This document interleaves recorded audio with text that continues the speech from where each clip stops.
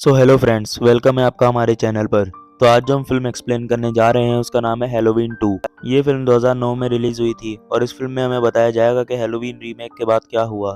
तो चले बिना कुछ ज़्यादा देरी किए इस फिल्म की एक्सप्लेनेशन को शुरू करते हैं। कहानी शुरू ठीक वहीं से होती है जहाँ पिछला पार्ट खत्म हुआ था। लॉरी ने माइकल को गोली मार दी थी। हम लॉरी को देखते हैं जो रोड पर अकेली चली जा रही थी। आज रात जो भी हुआ है उससे लॉरी काफी शॉक में है। शेरिफ ब्रैकेट लॉरी के पास आकर उसे हॉस्पिटल लेकर जाता है।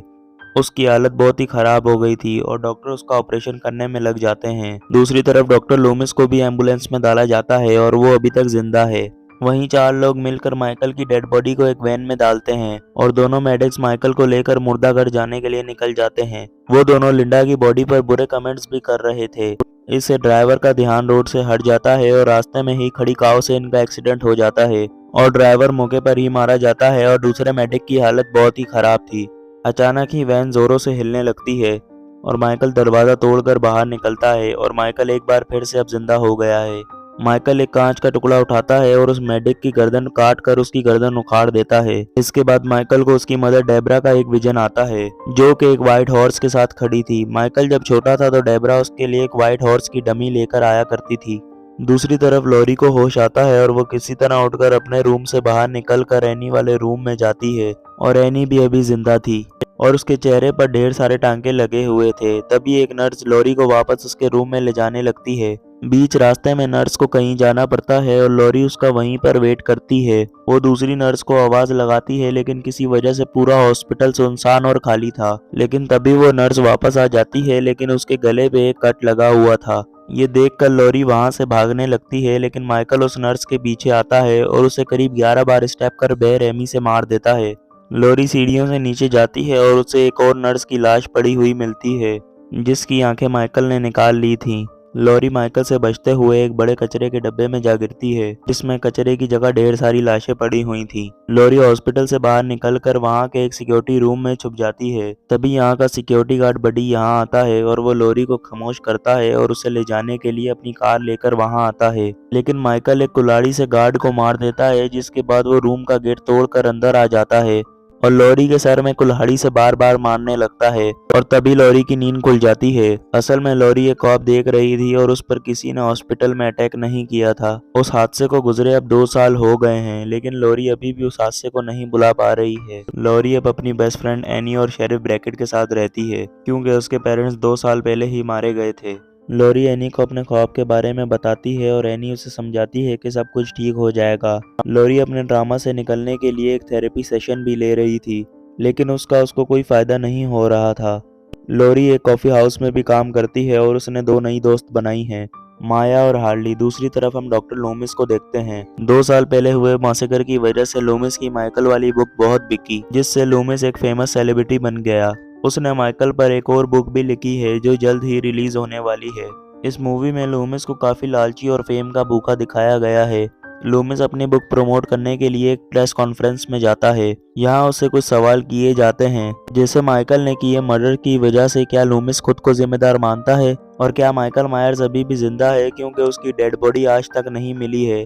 ये सुनकर लूमिस गुस्सा हो जाता है और चिल्लाते हुए कहता है कि माइकल कई साल पहले मर चुका है। लेकिन ऐसा नहीं था क्योंकि दूसरी तरफ हम माइकल को किसी केबिन में देखते हैं। माइकल को यहाँ पे डेबरा और अपने छोटे रूप का एक विजन दिखाई देता है। डेबरा माइकल से कहती है कि हैलोवीन आ गया है और उसे रेडी हो जाना चाहिए और माइकल फिर केबिन से बाहर निकलकर खेतों में चला जाता है और तभी यहाँ उसके पास एक ट्रक आकर रुकता है। इसमें फ्लॉयड अपने बेटा और बेटी के साथ यहाँ आया था और ये जगह इसी फैमिली की है।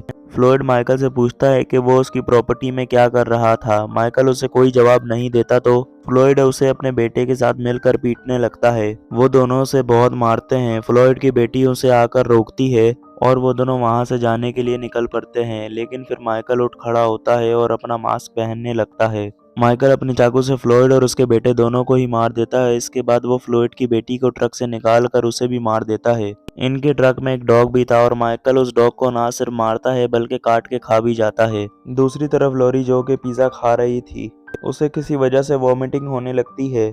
इसके बाद हम कुछ और अजीब से सीन देखते हैं जिसमें डेबरा माइकल से कहती है कि वो पूरी फैमिली को साथ लेकर आए और माइकल लॉरी को लेने निकल पड़ता है। दूसरी तरफ लॉरी को भी एक बुरा ख्वाब आता है जिसमें वो एनी को डक्ट टेप से बांधकर उसका गला काट देती है ठीक जैसे माइकल ने रोनी को मारा था। अगले दिन लॉरी अपने थेरेपिस्ट से बोलती है कि उसे कोई ऐसी मेडिसिन दो जिससे उसे ये ख्वाब आने बंद हो जाएं। लेकिन थेरेपिस्ट उसे मना कर देती है क्योंकि लॉरी ऑलरेडी काफी सारी मेडिसिन ले रही थी।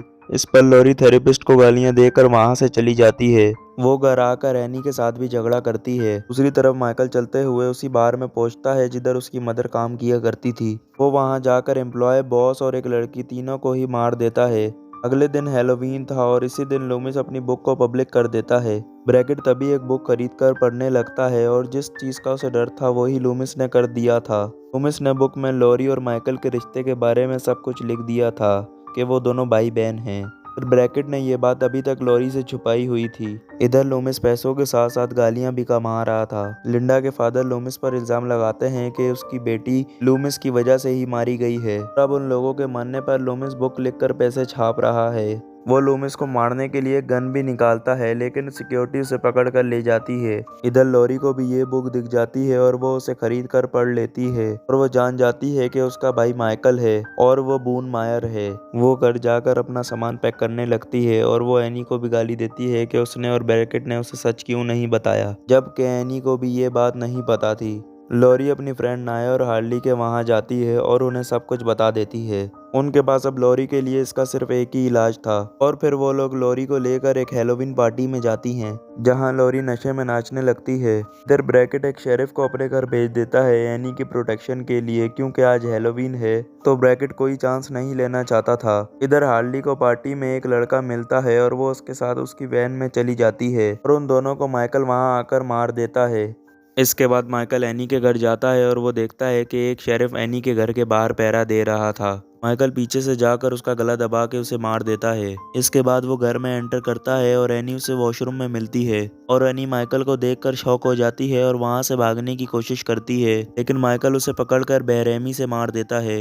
इधर लॉरी को भी डेबरा दिखने लगती है और वो उसे देखकर पागलों की तरह चिल्लाने लगती है। उसकी हालत देखकर माया उसे घर छोड़ने जाती है।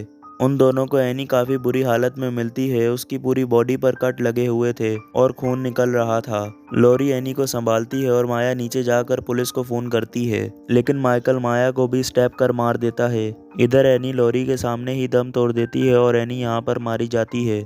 लॉरी को एनी के लिए भी बहुत बुरा लगता है और तभी माइकल लॉरी पर भी अटैक कर देता है और लॉरी वहां से निकलकर जंगल में भाग जाती है। ब्रैकेट को बताया जाता है कि उसके घर से इमरजेंसी कॉल आया था। ये सुनते ही वो जल्दी से अपने घर पर पहुंचता है और एनी को भी मरा देखकर वो पूरी तरह से टूट जाता है। इधर लॉरी भागते हुए एक रोड पर जाती है और एक आदमी से लिफ्ट मांगती है लेकिन माइकल उस आदमी को ही मार के उसकी कार को ही पलट देता है। इससे लॉरी बेहोश हो जाती है और माइकल उसको लेकर वहां से निकल जाता है। इधर ब्रैकेट को एक बंदे से पता चलता है कि उसने एक लंबे चौड़े आदमी को एक लड़की को कैबिन में ले जाते हुए देखा है। ब्रैकेट समझ जाता है कि ये माइकल ही होगा और वो अपनी पूरी स्क्वाड लेकर वहां पर पहुंच जाता है। इधर कैबिन के अंदर लॉरी को भी डेबरा और छोटा माइकल दिखने लगता है और डेबरा को छोटे माइकल ने पीछे से पकड़ा हुआ था। तभी ब्रैकेट यहाँ अपनी पूरी स्क्वाड के साथ पहुंच जाता है लेकिन उन्हें माइकल का क्लियर शॉट नहीं मिल रहा था। लूमिस भी टीवी पर ये न्यूज देख लेता है और खुद भी इस जगह पर पहुंच जाता है। ब्रैकेट लूमिस को देखते ही उसके मुंह पर पंच मारता है लॉरी के बारे में अपनी बुक में लिखने के लिए। लूमिस कहता है कि वो यहाँ मदद करने आया है क्योंकि सिर्फ वो ही है जो माइकल को वहां से बाहर ला सकता है। इसके बाद लूमिस भागता हुआ कैबिन के अंदर चला जाता है। वो माइकल को समझाता है कि वो लॉरी को छोड़ दे और लॉरी को अपने साथ चलने के लिए बोलता है लेकिन लॉरी कहती है कि उसे छोटे माइकल ने पकड़ा हुआ है